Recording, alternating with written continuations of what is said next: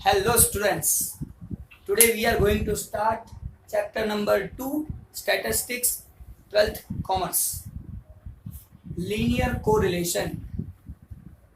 Now this chapter in your board examination is of 12 marks. Total you will get 12 marks from this chapter. Now this 12 marks bifurcation is given to you here. First MCQ, one MCQ asked in the examination, VSQ, one VSQ, very short question, one marker question will be asked in your examination. Third, short question, two marker question will be asked in your examination. 3 marker short question and 5 marker long question is asked in your examination. Now we are going to start chapter number 2 linear correlation, which is the very easiest chapter in whole statistics. Generally I tell every chapter easy chapter, but here this is really the easiest chapter. Now linear correlation, I start with the linear correlation heading. What do you mean by correlation? First we need to clear this thing. What is the meaning of correlation? Here word is given correlation. Now this word, what it means?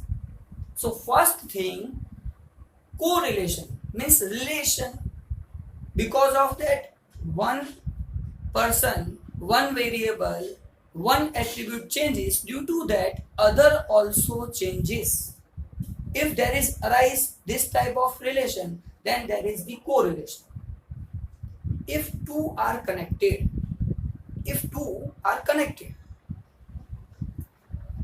and here we are talking about only variable.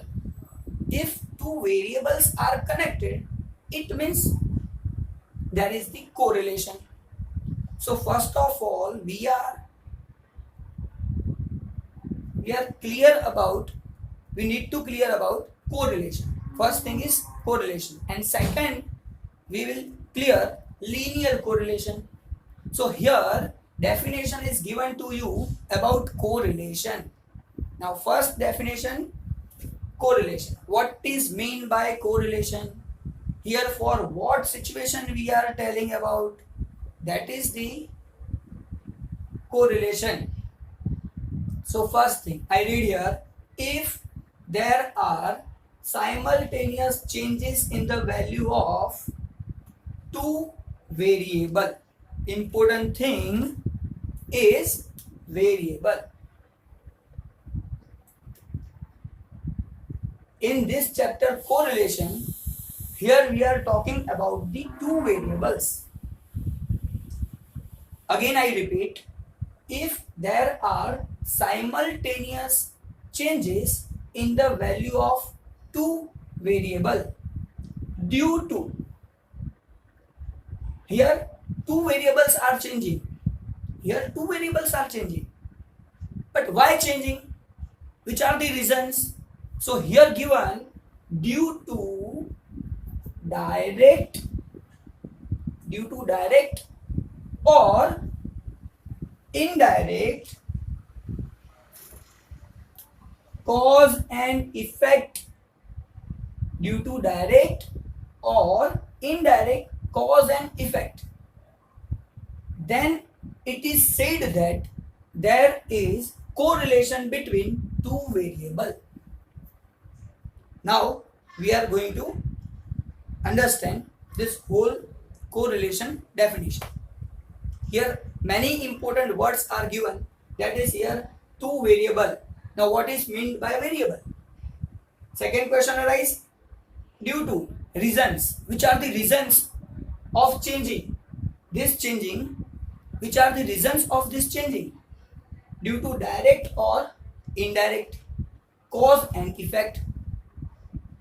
Whatever change is done in any variable, there is some reasons. There is always some reasons. Now that reasons are called cause. And same way, because of that reason, other variable also changes. That is the effect of that cause. So these things we are understanding by one example. Suppose मैंने किसी को चाटा मारा और एक person को मैंने चाटा मारा, उसकी वजह से किसी और को बुरा लगा, बहुत बुरा लगा. हाँ, बुरा तो लगना चाहिए, मैंने अच्छा काम थोड़ी किया है. किसी को मैंने चाटा मारा, वो अच्छा काम नहीं है, तो सामने वाले को बुरा ही लगना चाहिए. इसका मतलब वो बुरा लगा, तो एक पर्सन की वजह से दूसरे पर्सन को बुरा लगा, इसका मतलब दोनों के बीच में कोई रिलेशन तो था, वरना बुरा क्यों लगता. और इसीलिए वहां पे रिलेशन था, दोनों के बीच में कोई रिलेशन था, यानी को रिलेशन है. वहां पे दोनों के बीच में को रिलेशन है. कैसा है वो बाद में बात करेंगे, कैसा है वो बाद में बात कर रहे हैं हम लोग. लेकिन अभी क्या क्वेश्चन है कि मैंने एक को चाटा मारा, दूसरे को बुरा लगा, तो हाँ ऐसा होना चाहिए, पॉजिटिव. ये एग्जांपल आपको दे रहा हूं जो वो वेरिएबल का नहीं है, एक्सप्लेनेशन देने के लिए, आप लोगों को पता चले कि दोनों के बीच में रिलेशन है. अगर कोई और बंदे को मार रहा है, किसी और को मार रहा है जिसको आप नहीं जानते हो, तो उसको बुरा नहीं लगता, उसको कोई फर्क नहीं पड़ता. लेकिन अगर रिलेशन है तो बुरा लगेगा, वरना वो बुरा लगने वाला नहीं है. सेम सिचुएशन यहाँ पे है. तो मैंने एक को चाटा मारा, दूसरे को बुरा लगा, लगना चाहिए. अगर किसी को अच्छा लगा, साले को चार मारो और चार मारो, अगर ऐसा लग रहा है तो वहां पे भी रिलेशन तो है, दैट इज को रिलेशन. किसी का दुश्मन होगा इसलिए बुरा लगा, अरे उसको अच्छा लगा, और अच्छा लगा इसका मतलब वो गलत बात है. तो यहाँ पे दो टाइप के रिलेशन आपको एक्सप्लेन, ये दो टाइप के रिलेशन एक्सप्लेन करने के लिए ही ये एग्जांपल दे रहा हूं. यहाँ पे दो टाइप के रिलेशन होते हैं, एक होता है पॉजिटिव रिलेशन, दूसरा होता है नेगेटिव रिलेशन. लेकिन अगर कनेक्टेड है तो ये पॉसिबिलिटी है, वरना कौन सी पॉसिबिलिटी, वरना कोई पॉसिबिलिटी नहीं. कनेक्शन है, कनेक्शन का मतलब को रिलेशन है. चैप्टर का नाम सीख रहे हैं, लीनियर को रिलेशन, उसमें से मैं सिर्फ आप लोगों को सिखा रहा हूं को रिलेशन. को रिलेशन का डेफिनेशन जिसमें लिखा हुआ है कि changes in two variable. Now correlated variables, due to one other will be change, और एक की वजह से दूसरे में चेंज हो रहा है, वही तो यहाँ पे दिखाना है. इसका मतलब वो को रिलेटेड हैं, एक दूसरे के साथ कनेक्टेड हैं, इसका मतलब ये होता है. So here changes in the value of two variable. Now which are the reasons of changes. एक में चेंज हुआ, इसकी वजह से दूसरे में चेंज हुआ. एक को लाफा मारा, एक को मैंने चाटा मारा, इसलिए दूसरे को इफेक्ट हुआ, उसको बुरा लगा, यानी वो पॉजिटिव है कि हाँ गलत हुआ, उसको बुरा लगना चाहिए, यानी वो पॉजिटिव है. लेकिन गलत हुआ, उसको अच्छा लग रहा है, यानी वो नेगेटिव इफेक्ट है. वो दोनों के बीच में नेगेटिव रिलेशन है, ऐसा शो करता है. अब ये चीज हम लोग प्रैक्टिकली वेरिएबल के बारे में समझ रहे हैं, और वेरिएबल के बारे में समझने से पहले हम लोग वेरिएबल के बारे में बात करेंगे. What is variable. आप लोग ऑलरेडी 11th स्टैंडर्ड में ये चीज पढ़ चुके हो. वेरिएबल क्या है, एट्रीब्यूट क्या है, ये आप लोगों को पता होना चाहिए. इसलिए मैं शॉर्ट में बता रहा हूं कि वेरिएबल क्या है और एट्रीब्यूट क्या है, दोनों में डिफरेंस क्या है. अब वेरिएबल का मतलब क्या होता है, क्योंकि हमको यहाँ पे क्या बोला है, डेफिनेशन में क्या बोला है, वेरिएबल का चेंजेस. दो वेरिएबल में चेंज हुआ, और ऐसे नहीं एक में चेंज हुआ, that's why other variable also changes. That is the very important thing. Then we can say there is correlation between two variables, वही देखना है. तो यहाँ पे आप लोगों का वेरिएबल चेंजेस के बारे में बात कर रहे हैं. तो वेरिएबल क्या है, which can be measure, that is variable. whatever we can measure, that is variable. Which cannot be measured, non-numerical data, that is called attribute. जो आप 11th स्टैंडर्ड में पढ़ चुके हो. आप लोग कलेक्शन ऑफ डेटा करते थे 11th स्टैंडर्ड में, प्रेजेंटेशन ऑफ डेटा करते थे 11th स्टैंडर्ड में. तो जब आप प्रेजेंटेशन ऑफ डेटा करते थे तो दो प्रेजेंटेशन करते थे. अगर आपके पास वेरिएबल डेटा है तो प्रेजेंटेशन का मेथड अलग, एट्रीब्यूट डेटा है तो प्रेजेंटेशन का मेथड अलग.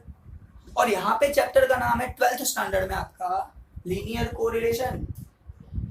तो कोरिलेशन किसके बीच में बात कर रहे हैं हम लोग, एट्रीब्यूट के बारे में भी आएगा, लेकिन जनरली यहाँ पे जो सिचुएशन है वो क्या है, correlation between two variable, because of one variable other variable also changes. अब बात आ रही है कोरिलेशन कैसे है। तो एक ऐसा एग्जांपल ले रहा हूँ सिंपल, जो आप लोग इकोनॉमिक्स में पढ़ चुके हो।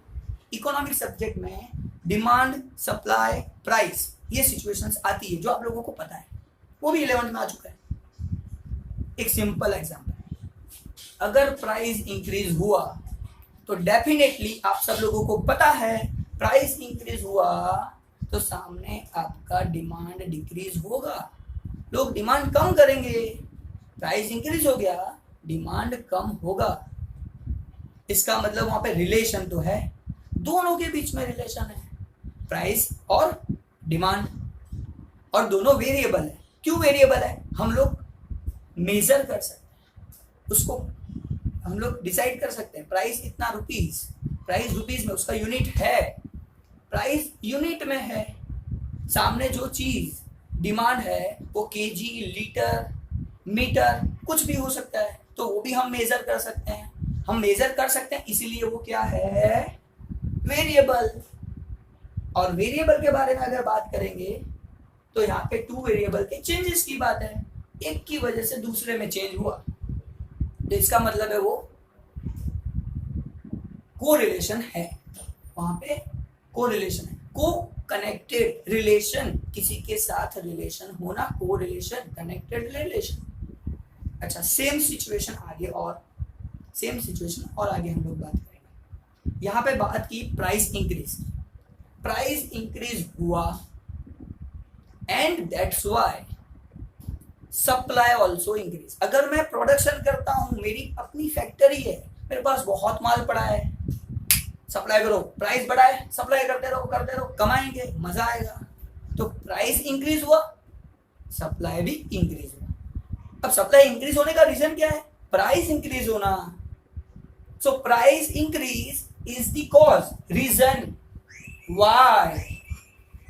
why price increase, sorry why supply increase। Price तो इंक्रीज हुआ है, प्राइस इंक्रीज हुआ, उसका भी रीजन हो सकता है, लेकिन यहां पे हम लोग बात कर रहे हैं प्राइस और सप्लाई की। तो प्राइस इंक्रीज हुआ तो प्राइस कॉज है, because of that supply also increase, तो वो उसके ऊपर डिपेंडेंट है, इफेक्ट है। ये दोनों मैं मेजर कर सकता हूँ, ये दोनों चीजें मैं मेजर कर सकता हूँ, और अगर मैं मेजर कर सकता हूँ इसका मतलब वो वेरिएबल। तो सर क्या मेजर नहीं कर सकते? सब कुछ तो मेजर करते हैं, यहाँ पे क्या मेजर नहीं कर सकते बताओ? तो यहाँ पे आप लोगों को सिंपल एग्जांपल ले रहा हूं, मैं आपसे बहुत प्यार करता हूं। कितना करता हूं? 5 kg, 10 kg, वो तो पॉसिबल नहीं है। और इसीलिए जो चीज मेजर नहीं कर सकते वो बोलते हैं एट्रीब्यूट्स। यहाँ पे कोरिलेशन में अभी जो बात कर रहे हैं वो हम लोग बात कर रहे हैं सिर्फ वेरिएबल्स की। So here again I repeat, if there are simultaneous changes in the value of two variable due to reason, changes तो हुआ, reason क्या है? due to direct or indirect cause and effect, due to direct और indirect cause and effect। cause यानी कोई reason है, उसकी वजह से उसका effect आया, एक वेरिएबल में चेंज हुआ, उसकी वजह से दूसरे में चेंज हुआ, इसलिए तो वो कोरिलेटेड है, वही तो सीखना है। अच्छा, यहाँ पे मैंने आप लोगों को सिखा दिया वेरिएबल, यहाँ पे सिखा दिया कॉज एंड इफेक्ट। अब और एक चीज यहाँ पे, सर डायरेक्ट और इनडायरेक्ट कॉज का मतलब क्या? अभी लेटेस्ट एग्जांपल की बात करें, लेटेस्ट जो चल रहा है कोरोना, कौन भूल सकता है उसको, जिसकी वजह से हम लोग सामने सामने खड़े हैं, ऑनलाइन लेक्चर शुरू कर दिए, वरना कहाँ ऑनलाइन लेक्चर लेते थे। उसने मौका दिया, अब ऑनलाइन लेक्चर देना शुरू करो, क्योंकि हमारा टारगेट जो है वो आप सब लोगों को पता है कितना चाहिए, ये 12 मार्क्स फिक्स आने चाहिए, इसलिए तो मेहनत कर रहे हैं। और आप लोगों को ये नहीं, इसके साथ साथ कौन से नंबर का क्वेश्चन आने वाला है वो भी क्लियर करवा दूंगा। ये जो क्वेश्चन है कौन से नंबर के आएंगे वो भी फिक्स होता है। अच्छा, उसमें मेरा कुछ नहीं है, जो भी है बोर्ड वालों ने फिक्स किया होगा कि चैप्टर नंबर 2 में से ये नंबर और ये नंबर का क्वेश्चन पूछना है। मैंने डिसाइड नहीं किया, बोर्ड वालों ने डिसाइड किया है। अगर मैं बोलूं कि हाँ जोरदार जबरदस्त हो गया, तो ऐसा नहीं है। बोर्ड वाले बोलते हैं, बोर्ड में दिया गया है कि ये क्वेश्चन ये नंबर पे आने वाला है, इसलिए वो वही नंबर पे आएगा, वो चेंज होने वाला नहीं। ठीक है, चलो ठीक है, फिर से तो कॉज एंड इफेक्ट, डायरेक्ट और इनडायरेक्ट। अब बात आती है डायरेक्ट इनडायरेक्ट कोरोना। अब कैसे समझो, मैंने लेक्चर लेना शुरू किया, ऑनलाइन लेक्चर लेना शुरू किया, रीजन क्या है, व्हाट इज द रीजन, क्यों शुरू किया, डायरेक्ट इफेक्ट कौन सा है और इनडायरेक्ट इफेक्ट कौन सा है। तो ध्यान से समझना मेरी बात को। नरेंद्र मोदी जी ने कल डिक्लेयर किया कि एक्सटेंशन होगा, परसों डिक्लेयर किया कि एक्सटेंशन होगा, लॉकडाउन और एक्सटेंड होगा। तो लॉकडाउन एक्सटेंड हुआ, इसीलिए मैंने यहाँ पे लेक्चर लेना शुरू किया। ऑनलाइन लेक्चर स्टार्ट कर दो, और कोई ऑप्शन नहीं है, स्टूडेंट्स का लॉस नहीं होना चाहिए। और इसीलिए ये है डायरेक्ट इफेक्ट, लॉकडाउन की वजह से मैंने ऑनलाइन लेक्चर देना शुरू किया। किसकी वजह से, लॉकडाउन की वजह से। So direct effect, lockdown period increase, my online lecture starts. So here correlation between lockdown period and online lecture, जब तक इंक्रीज होता रहेगा ऑनलाइन लेक्चर होते रहेंगे। तो ये है हमारा लेटेस्ट एग्जांपल, डायरेक्ट इफेक्ट। अब बात आती है इनडायरेक्ट इफेक्ट। मेरे लेक्चर यहाँ पे इंक्रीज हुए, उसका डायरेक्ट रीजन है क्या, डायरेक्ट रीजन क्या है, आप सब लोग बता सकते, सिंपल, लॉकडाउन पीरियड इंक्रीज। अच्छा, इनडायरेक्ट रीजन क्या, आप लोगों को समझ में आ गया होगा, कोरोना की वजह से तो लॉकडाउन इंक्रीज किया गया, जो बढ़ता ही जा रहा है, बढ़ता ही जा रहा है, और हमारे लेक्चर भी बढ़ते जाएंगे। तो कोरोना की वजह से डायरेक्ट मैं कनेक्टेड नहीं हूं। कोरोना इंक्रीज होगा तो लॉकडाउन बढ़ेगा, लॉकडाउन बढ़ेगा तो मेरे लेक्चर्स बढ़ते रहेंगे। तो मेरा डायरेक्ट रिलेशन है लॉकडाउन के साथ, लॉकडाउन का रिलेशन है कोरोना के साथ, तो कोरोना बढ़ा इसलिए मेरे लेक्चर बढ़े। So with corona my connection is indirect. So direct और इनडायरेक्ट कॉज इफेक्ट। कॉज क्या है, कोरोना इंक्रीज होना, वो इनडायरेक्ट कॉज। लॉकडाउन पीरियड बढ़ा, डायरेक्ट कॉज। सपोज ऐसा मान लेते, कोई बोलेगा, कोई मुझे बताएगा कि सर क्या बता रहे हो, आपका डायरेक्ट रिलेशन है कोरोना के साथ, इनडायरेक्ट कैसे है। तो एक बात क्लियर करना चाहता हूं, अगर कोरोना बढ़ता है लेकिन नरेंद्र मोदी साहब बोलते कोई बात नहीं, आप लोग अपने तरीके से ध्यान रखना, लॉकडाउन नहीं बढ़ा रहा हूं, इकोनॉमिकली लॉस हो रहा है, छोटे जो लोगों का लॉस हो रहा है, इसलिए मैं लॉकडाउन क्लोज कर देता हूं, आप लोग जा सकते हो, लेकिन खुद ध्यान रखना। तो क्या मैं ऑनलाइन लेक्चर लेता, क्या नहीं लेता। तो कोरोना तो बढ़ा लेकिन मेरा ऑनलाइन लेक्चर नहीं होता, इसीलिए बोल रहा हूं मेरा डायरेक्ट रिलेशन किसके साथ है, लॉकडाउन पीरियड के साथ। इनडायरेक्ट रिलेशन किसके साथ है, कोरोना के साथ। तो यहाँ पे मैंने आप लोगों को दो चीजें क्लियर की, एक direct, indirect, cause and effect, reason why change arises in other variable, because of first variable changes, due to that other variable also changes. So cause effect relation, and relation may be because of direct, because of indirect. And here first definition I know must be clear by you. सब लोगों को समझ में आ गया होगा, 100% मुझे विश्वास है। और अभी हम लोगों का काम खत्म नहीं हुआ है। हमारा चैप्टर का नाम क्या है, लीनियर कोरिलेशन। हमने सिर्फ सीखा क्या, कोरिलेशन, बीच में रिलेशन तो है। हाँ, रिलेशन दो टाइप के होते हैं, सीखा, एक पॉजिटिव एक नेगेटिव। एग्जाम्पल बता रहा हूं, कोरोना बढ़ा, मेरा लेक्चर्स बढ़ा, पॉजिटिव रिलेशन, दोनों बढ़ रहा है। कोरोना कम हो गया, लेक्चर बंद, अब नहीं लेने की जरूरत है, चलेगा, सामने सामने बैठ के बात करेंगे ना। तो ये हो गया, मेरा कम हो गया, कोरोना कम, मेरा लेक्चर खत्म। तो पॉजिटिव रिलेशन है। नेगेटिव रिलेशन, पॉजिटिव और बात करता हूं, जो हमने डिमांड सप्लाई की बात की थी। Price increase, supply also increase, दोनों सेम हुआ, क्योंकि सप्लाई ज्यादा करना पड़ेगा ना, जितना प्राइस इंक्रीज, ज्यादा सप्लाई करो, ज्यादा बढ़ाओ, तो price increase, supply also increase. तो ये होगा आपका पॉजिटिव रिलेशन। अच्छा, price increase, demand decrease, demand कम हो गया तो दोनों के बीच में डिफरेंट रिलेशन आया, एक बढ़ता है तो दूसरा कम होता है तो वो नेगेटिव रिलेशन। तो को रिलेशन होते हैं दो टाइप के होते हैं, एक होता है पॉजिटिव, दूसरा होता है नेगेटिव। तो दोनों चीजों को हमको समझना है जो हम समझ चुके हैं। तो को रिलेशन के बारे में आपका सब कुछ क्लियर, कोई भी डाउट नहीं होगा। अब मैं बात करूंगा आगे और एक टॉपिक की, लीनियर कोरिलेशन। अब एक सिंपल लॉजिक बता रहा हूं, अगर मैं बोलना चाहूं तो लीनियर यानी एक लाइन होता है, ऐसा बोल सकता हूं। लीनियर एक लाइन बना दे, ये लीनियर है, कैसे भी लाइन बनाओ, ऐसे बनाओ ऐसे बनाओ, एक लाइन बनाओ तो वो लीनियर है। तो लीनियर का मतलब लाइन। अच्छा, दूसरे तरीके से आपको एक्सप्लेन करूं तो दूसरा होता है सेम प्रपोर्शन। एक एग्जांपल से समझेंगे आप लोगों को। ये लीनियर का जो बारे में है, लीनियर कोरिलेशन सिखाना है, उसमें लीनियर पहले सिखा रहा हूं। सेम प्रपोर्शन एक लाइन में होना, सेम प्रपोर्शन में होना, इसका मतलब होता है लीनियर। अब बात करते हैं कैसे लीनियर सर, कैसे देखते हैं।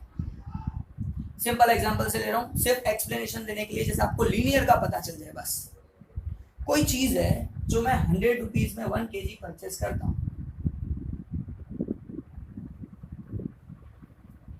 मैंने 100 रुपीज में 1 kg परचेस किया। अब ऑब्वियस है मैं उसको अगर बोलूंगा 200 रुपीज का चीज दो, तो सपोज मैंने 200 रुपीज उसको दिया तो सामने कितना देगा, सिंपल लॉजिक है सर 2 kg देंगे, 2 kg मिलेगा। तो बोला नहीं 250 रुपीज दिया तो मुझे कितना मिलेगा सर 2.5 kg मिलेगा। ये सब आप लोगों को क्यों एक्सप्लेन कर रहा हूं, लीनियर सिखाने। लीनियर कोरिलेशन की डेफिनेशन तो लिखी हुई है, समझ लेंगे फटाफट आ जाएगा, उसमें बड़ी बात नहीं है। लेकिन यहाँ पे सिखा रहा हूँ लीनियर। देखो 100 रुपए बढ़े 1 kg बढ़ा, 50 रुपए बढ़े 0.5 kg बढ़ा, यानी प्रपोर्शन सेम है। प्रपोर्शन अगर सेम प्रपोर्शन में इंक्रीज हो रहा है या सेम प्रपोर्शन में डिक्रीज हो रहा है, या सेम प्रपोर्शन में इंक्रीज डिक्रीज, एक इंक्रीज हो रहा है दूसरा सेम प्रपोर्शन में डिक्रीज हो रहा है, तब आप लोग क्या करोगे, समझ लोगे कि वहां पे लीनियर रिलेशन है। अच्छा, कोई बोलता है सर लीनियर, ये परफेक्ट लीनियर, परफेक्ट लीनियर, ये परफेक्ट लीनियर की बात हो रही है क्योंकि एकदम एक ही लाइन में परफेक्ट प्रपोर्शन में हो रहा है, सेम प्रपोर्शन में हुआ, इसका मतलब ये लीनियर रिलेशन हो गया।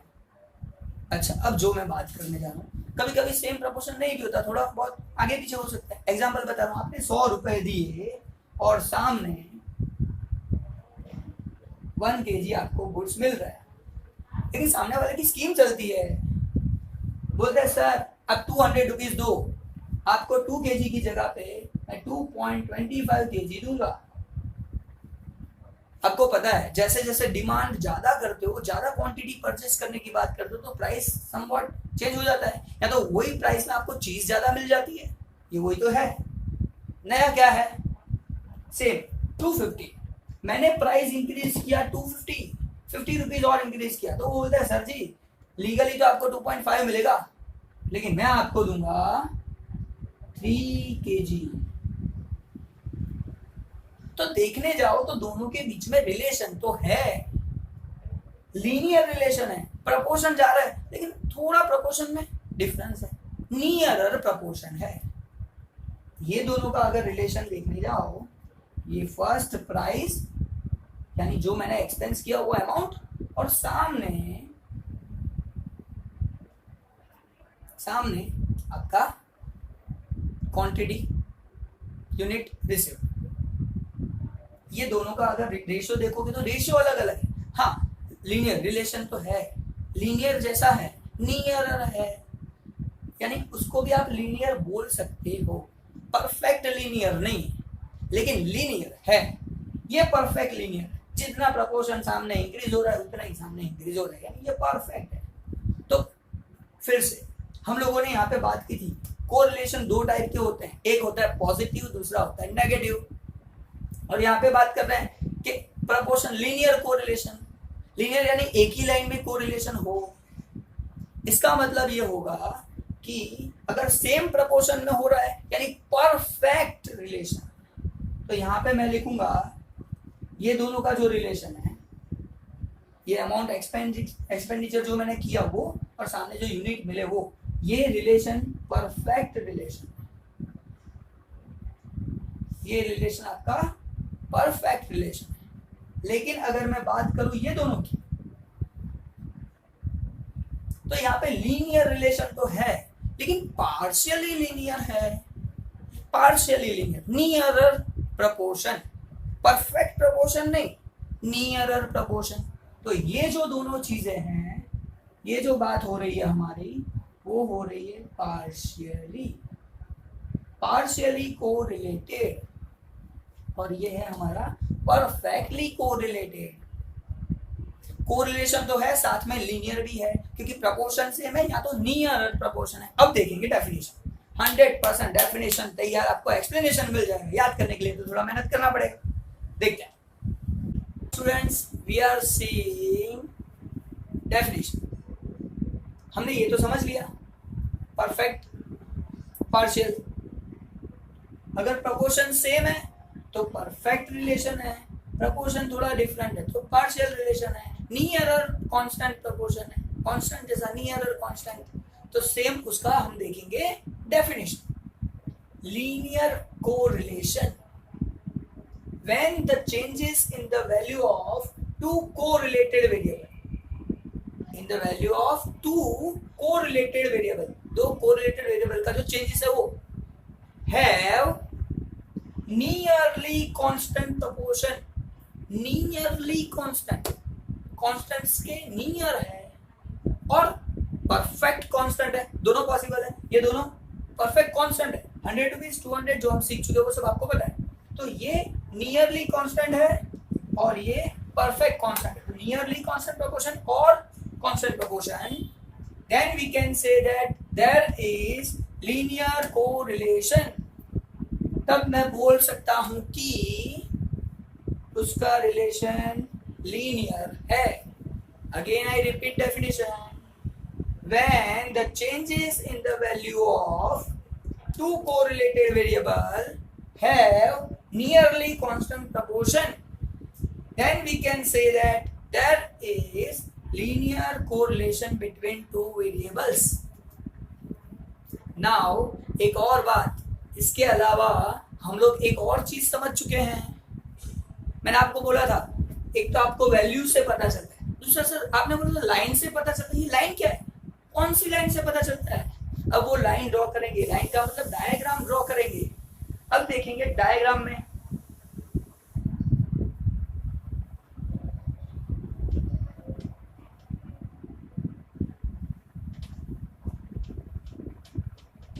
अब हम लोग बात कर रहे हैं डायग्राम की। डायग्राम से, लाइन से सर कैसे पता चलता है? लीनियर यानी लाइन एक लाइन में होना चाहिए। तो यहाँ पे मैं आप लोगों के सामने डायग्राम्स ड्रॉ कर रहा हूं।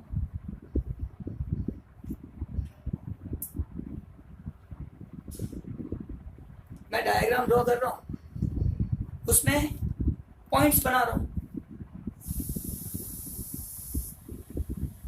पॉइंट्स प्लॉट किया।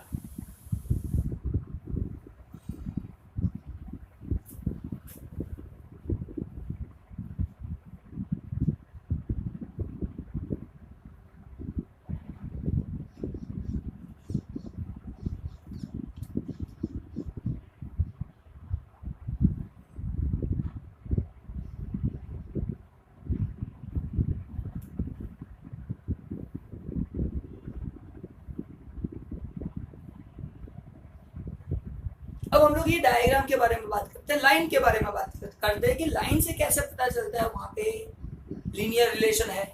तो ध्यान से समझना, मैंने x और y का जो वैल्यू है, value of x and value of y, एक ग्राफ पेपर पे प्लॉट किया। अब ये ग्राफ आप लोग सीख चुके हो 11th स्टैंडर्ड में, प्रेजेंटेशन ऑफ डेटा चैप्टर में, bye presenting data with graph, उसमें आप सीख चुके हो, आपको वो चीज पता है। अब उसका यूज कैसे, आपने वो पॉइंट्स प्लॉट किए और x और y का वैल्यू डाला, एक लाइन ड्रॉ किया, एक लाइन के अंदर हर चीज आ गई, each and every point is covered by one line। यहाँ पे देखो वन लाइन में कवर हुआ लेकिन कुछ रह गए, नियरर वैल्यू, ज्यादा दूर नहीं है, नियरर है। सेम वे यहाँ पे सब लोग डाउनवर्ड है, ट्रेंड डाउनवर्ड जा रहा है, एक लाइन में कवर हो रहा है, ये फिक्स है। यहाँ पे बात करते हैं, डाउन है, कवर हो रहा है, लेकिन थोड़े पॉइंट्स रह गए, थोड़े बहुत पॉइंट तो रह जाते हैं, इसमें क्या है। लेकिन नियर भी हो सकता है, एक लाइन में भी हो सकता है, तो वहां पे लीनियर कोरिलेशन है। नियरर और परफेक्ट दोनों सिचुएशन में वहां पे लीनियर कोरिलेशन। यहाँ पे तो लाइन ही नहीं ड्रॉ कर सकता, अगर ये पॉइंट कवर करूंगा तो ये रह जाएंगे, ये कवर करूंगा तो ये रह जाएंगे, यानी यहाँ पे एक लाइन में मैक्सिमम 0 कवर नहीं होते हैं। तो यहाँ पे है हमारा लैक ऑफ लीनियर कोरिलेशन। यहाँ पे लीनियर कोरिलेशन नहीं है, और कोई भी रिलेशन हो सकता है, लेकिन यहाँ पे लाइन ड्रॉ हो रही है, इसका मतलब यहाँ पे लीनियर रिलेशन है, यहाँ पे लीनियर रिलेशन है। अब परफेक्ट है कैसे पता चलेगा, ये दोनों देखो, ये दोनों में एक ही लाइन में सब पॉइंट्स कवर हो गए, इसका मतलब ये परफेक्ट लीनियर है, ये भी परफेक्ट लीनियर है, ये पार्शियल है, नियरर है इसलिए पार्शियल है। सेम यहाँ पे भी ये पार्शियल है। अब बात आ रही है सर ये दोनों परफेक्ट है, ये दोनों पार्शियल है, पॉजिटिव है कि नेगेटिव है, तो सिंपल है, ये लेफ्ट टू राइट अपवर्ड जा रहा है, अपवर्ड मेरा टारगेट 12 मार्क्स, 12 मार्क्स की तरफ जा रहा है, सक्सेस की तरफ जा रहा है, इसका मतलब वो पॉजिटिव है, तो ये है परफेक्ट पॉजिटिव। सर ये नीचे जा रहा है, मार्क्स कम हो जा रहे हैं, कम कम कम कम कम, अगर कम मार्क्स होंगे तो ये है परफेक्ट नेगेटिव। सर ये दोनों पार्शियल है, लेकिन आपको देख के पता चल गया, ऊपर positive, left to right upward positive, left to right downward negative. और जब मैं इसकी बात करूं तो सर रिलेशन ही नहीं, रिलेशन हो सकता है, लीनियर कोरिलेशन नहीं है। तो आपका जो ये टॉपिक है वो आज का खत्म। नेक्स्ट लेक्चर में हम लोग सीखेंगे next topic. Thank you very much.